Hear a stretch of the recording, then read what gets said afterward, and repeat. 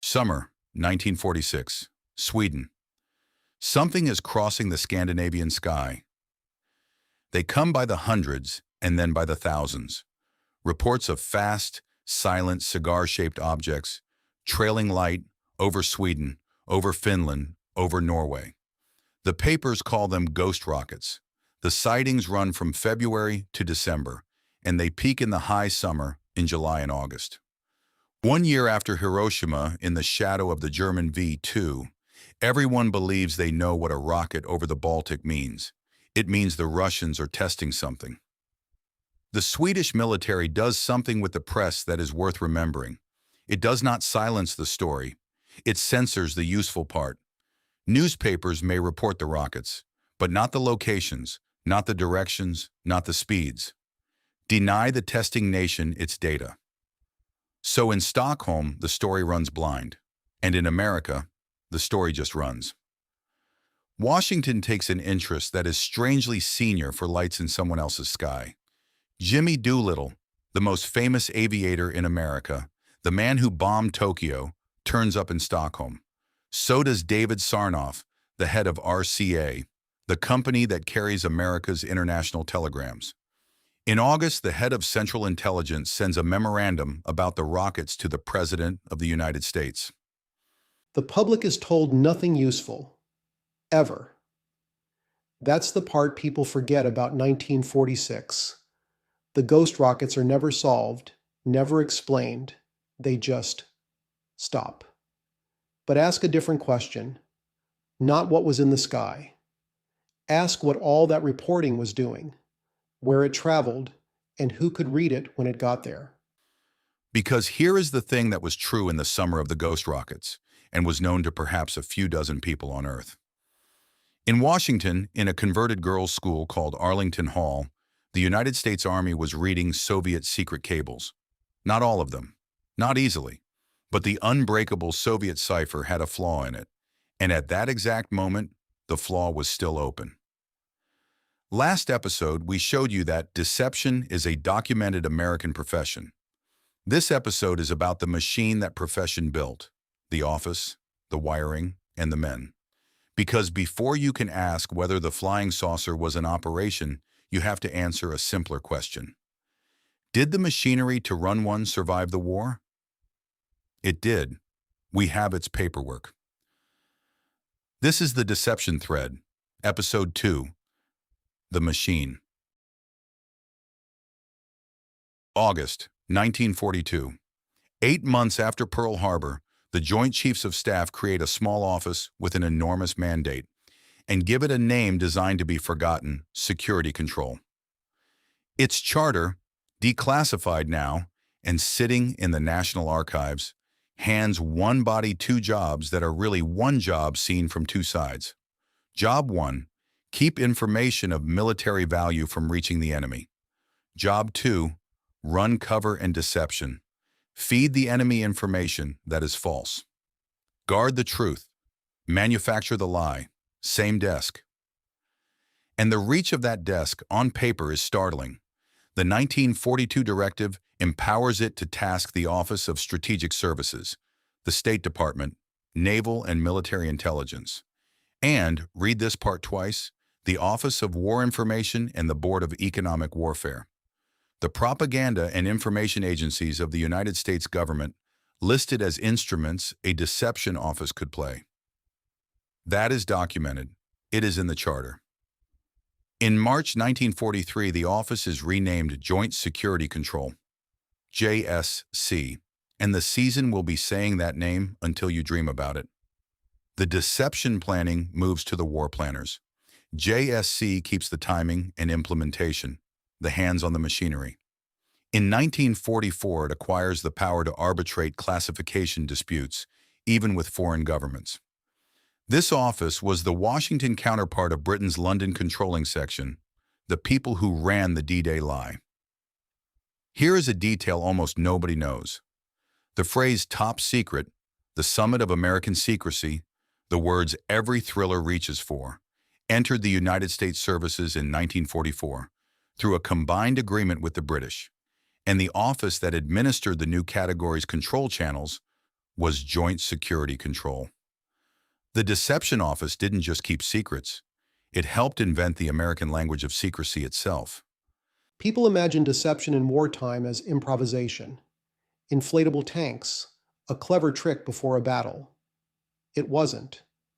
It was an institution, with charters and serial numbers and a phone extension. And institutions have one instinct stronger than any other. They survive. The war ends in September 1945. Armies demobilize. Censorship dies publicly. President Truman's attempt to keep a peacetime censorship office is defeated, and the newspapers celebrate. But 4 months earlier, in May of 1945, Joint Security Control had already written a quieter memo. It asked the Joint Chiefs to raise the classification of its own founding directive, and the reason it gave, in its own words, was this. The very existence of a cover and deception organization must be guarded now and in peacetime. Now and in peacetime. That is Joint Security Control, in writing in May 1945, stating that its deception mission was not going to end with the war, and that even admitting the office existed was to be a top-level secret. The visible censorship apparatus was allowed to die in front of the newspapers. The invisible one wrote itself into the peace. That is documented. We will say so every time documented. And the doctrine followed. In October 1946, on JSC's own recommendation, the Joint Chiefs approved a policy, JCS 1712, Memorandum of Policy Number 34, that classified the very existence and methods of strategic deception as top secret.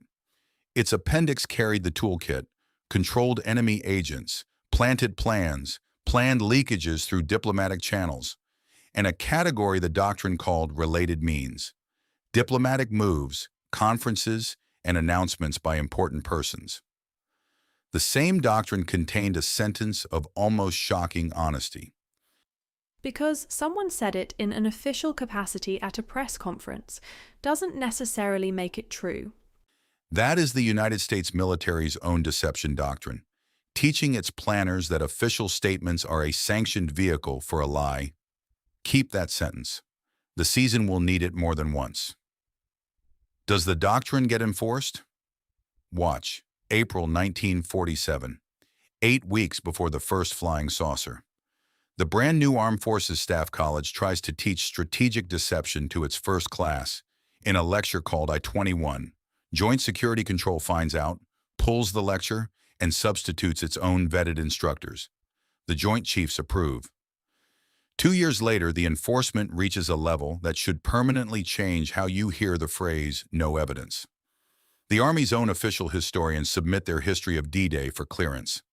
It comes back blocked, because describing Operation Overlord honestly meant describing the deception that protected it. It took the intervention of the Chief of Staff and a rewrite of the policy to publish an official history of the Army's greatest victory. And even then, only the tactical tricks were released. The strategic deception, the double agents, the special means, stayed top secret. This is the single most important methodological fact in the whole subject, and it's the one the debunkers and the believers both get wrong. People say, if there were a 1947 deception operation, there'd be a document. But we can now cite, by number, the policy that guaranteed there would be no document, JCS 1712, and we can watch it being enforced against the Army's own historians. The silence of the record isn't evidence of absence. The silence of the record is the policy working. An honest caution, because this show argues both sides of its own case. A policy of silence proves the record was managed. It does not prove there was a saucer operation inside the silence. Those are different claims, and only the first one is documented. So, what did the machine actually look like in the summer of 1947? Smaller. A personnel study with a June 1947 stamp shows Joint Security Control down from 24 full-time officers at the war's end to about 10, plus 4 part-time. Its members are not clerks. They are, by charter, the heads of Army, Air, and Navy intelligence. Its dominant workload is the declassification of the war's records, the deception office deciding what history gets to know. It is co-writing the official history of wartime deception with the British Chiefs of Staff. And it retains one live limb, a deception cell called the Special Section, dual-hatted into the Army's Plans and Operations Division and the Navy's Operational Staff. A reduced machine, a kept machine, pointed now at a new adversary. To understand the motive, why a deception machine in 1946 might want to make the Soviets talk, you need to understand one piece of paper. It is called a one-time pad. A page of random numbers. The sender uses it to scramble a message. The receiver holds the only other copy, unscrambles, and both pages are burned. Used once, used properly, it is not hard to break. It is impossible to break. Not with genius, not with computers, not with time. The mathematics is absolute. The Soviet Union ran its most secret traffic, diplomatic, intelligence, trade, on one-time pads, which should be the end of this story. Except that in 1942, with the German army driving on Moscow and demand for cipher material exploding, somewhere in a Soviet printing plant, someone took a shortcut. Pages were duplicated, tens of thousands of them, 2 copies of a page that must never have 2 copies. The one unbreakable system on Earth, broken not by a mathematician, by a production line. When a pad page gets used twice, the 2 messages writing on it become entangled. Code breakers call it depth. Depth is everything. With depth, you can start peeling the additive off, and then you're down to the codebook underneath. And codebooks can be rebuilt, word by word, like a dictionary of a dead language. No depth, no entry. It's binary. And here's the number that drives this entire season. The duplicate pages were a 1942 production run, a finite supply. The Soviets were burning through them, and once they were gone, the door didn't close. It ceased to exist. February 1943, Arlington Hall, Virginia, a former girls' finishing school, now the Army's code-breaking center. Under an order from Colonel Carter Clark, a young school teacher from Virginia named Jean Grabille opens a file on Soviet diplomatic traffic. That file will one day be called Venona, and it will run for 37 years. In November, Lieutenant Richard Halleck finds the flaw. Pad pages reused. In 1944, a chemist named Cecil Phillips finds the way into the KGB's own channel. And from 1946, a quiet philologist named Meredith Gardner begins rebuilding the KGB codebook itself, group by group. In December 1946, he reads fragments of a 2-year-old message, and then another, listing the scientists of the Manhattan Project.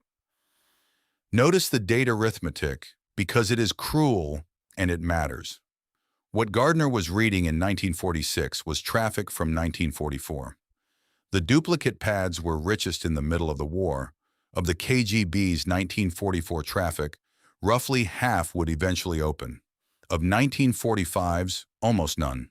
By 1946, the Soviets' fresh pads were clean, and the readable window was a thin tail running out through 1948. The American codebreakers of 1946 did not know all of this yet.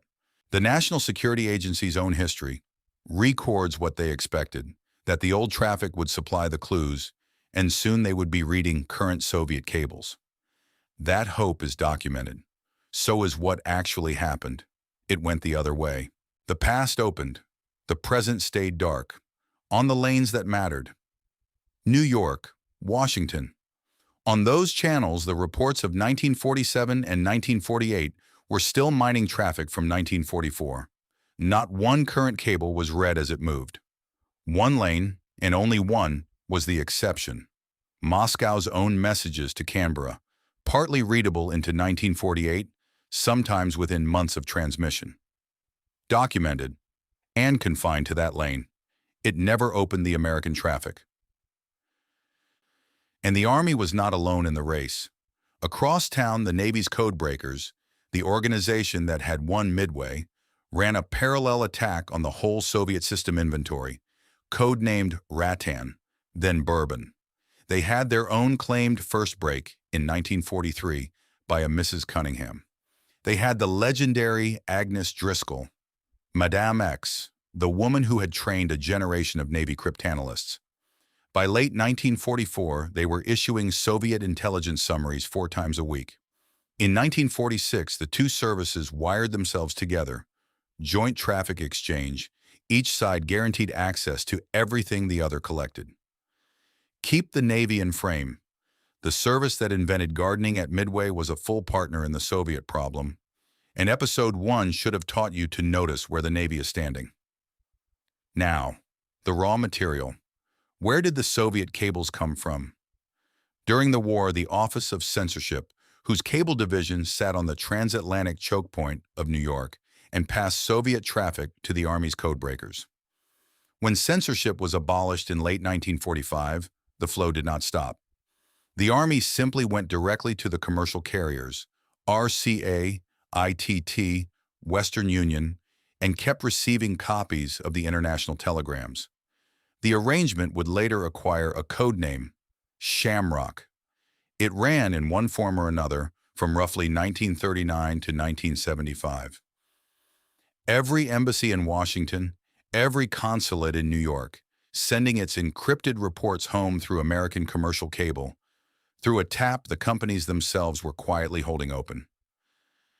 And if you want a single human thread stitching all of this together, take Preston Quarterman, Chief Postal Censor in 1942, the man reading America's mail, commander of Arlington Hall from February 1943, taking over the codebreakers in the same fortnight the Soviet file opens, commander of the Army Security Agency after the war, and in 1946, one of the framers of the boards that decided who, Washington, London, the FBI, got to see the Soviet product. Censorship, code-breaking, and dissemination. One officer, one career, one seam. That is documented, and we should say clearly what it documents: continuity of people and machinery. It is not by itself evidence of any operation. Institutions produce men like Quarterman without needing a conspiracy to do it. So put the pieces on the table the way an analyst would in 1946. You have depth, a dying finite supply of it, in the old traffic. You have a hope, written down, of reading current traffic. You have a collection system, Shamrock, drinking every enciphered cable that leaves New York. What you need is for the Soviets to keep talking. Better, to talk about things you already know, on channels you're watching. You need signal. And there is a documented wartime profession whose entire craft was manufacturing signal for an enemy to collect. The question this season keeps asking is just, did those two worlds ever shake hands? Act 3 is about the men whose job description was that handshake. December the 11th, 1944. A top-secret memorandum moves through Navy headquarters, signed by Admiral King's Chief of Staff, Admiral Charles Savvy Cook. It concerns a body called the Special Section of Joint Security Control, and it states that sections function in one breath. The Special Section is charged with the implementation of deception for the Joint Chiefs of Staff, and to determine the enemy's reaction to our deceptive measures, must have the full benefit of all special intelligence. Read that again slowly because it is the engine of this entire series, signed at Chief of Staff level. Special intelligence meant ultra, the product of reading enemy ciphers. This memo hardwires the deception section into the code-breaking take for one stated purpose: tell the enemy a lie, then read his secret mail to see if he believed you. Deceive, then read the reaction in cipher. In 1944, that loop is not a hypothesis. It is an org chart. The man who held that seat from February 1945 was Captain Harry Raymond Thurber. And Thurber's resume reads like someone designed him for the show. Before the war, the Navy's top public relations officer, a man whose official citation credits him with weaponizing press censorship against enemy intelligence. During the war, operations officer to Admiral Halsey in the South Pacific. From 1945, senior naval member of the Deception Section, inheriting the code-breaking clearance with the chair. In 1946, he helps draw the blueprint for America's post-war psychological warfare. Press, operations, deception, code-breaking product, one pair of hands. And the signed orders bracket his tenure precisely into the seat in February 1945, out on August the 22nd, 1947. He holds it through the entire summer of the saucer wave. Beside him, a stranger figure. In 1946, a lieutenant commander on the JSC staff named John Henry Martin takes off the uniform and reappears as a civilian consultant. 3 days a month, $20 a day, $720 a year, paid from a miscellaneous Navy fund. His work is described as highly classified in connection with strategic plans and specialized intelligence activities. The contract certifies that no one else in the Navy does what he does. An internal note records that his hiring was, quote, only an administrative detail, arranged verbally, kept off the formal staff list. His contract is renewed for the wave year. His expense claims are still moving through the office in late July 1947, the very weeks the saucers break. We do not know who John Henry Martin was. Nobody has identified him. A retainer keeping one particular brain on call. For what? The file does not say. $720 a year. That's the detail I can't let go of. Institutions don't keep secret, unique, verbally arranged consultants on miscellaneous funds for nothing. But they also do exactly that, all the time, for the most boring reasons imaginable. Some colonel's golfing buddy, some pension arrangement. That's the discipline. Martin is either the most interesting man in this episode or a rounding error. The file genuinely cannot tell you which, so we flag him contested and we keep digging. And on the Army side of the seam, Colonel William Billy Harris. In 1944, Harris ran the American half of the D-Day deception as Chief of Special Plans, the senior United States practitioner of Fortitude. And understand what Fortitude's radio component actually was: engineered wireless traffic, transmitted so that German intercept operators would collect it and reconstruct from their own antennas an invasion army that did not exist, feeding a false picture directly into the enemy's signals collection system. If gardening ever had an American master craftsman, it was this man, and he was cleared for ultra, so he understood the loop from both ends. Where is Harris after the war? On the Joint Security Control roster in April 1946, transferred into the War Department's Plans and Operations Division that July, the same division that, per a memo of July 1947, now supervises all Army cover and deception. And in March 1947, 3 months before the wave, cables show him working to complete the combined Anglo-American history of wartime deception, and trying to borrow, for that project, the one officer with Moscow experience, Colonel William Baumer. The same Baumer from Episode 1, the man who sat in Karl Marx's place in 1944 and heard the Soviets say they use their own press all the time. In the spring of 1947, the apparatus was consolidating exactly that knowledge: what deception is, how it worked, what the Soviets believe about ours. Weeks later, the conference is postponed indefinitely. The record does not say why. Which brings us back at last to the ghost rockets.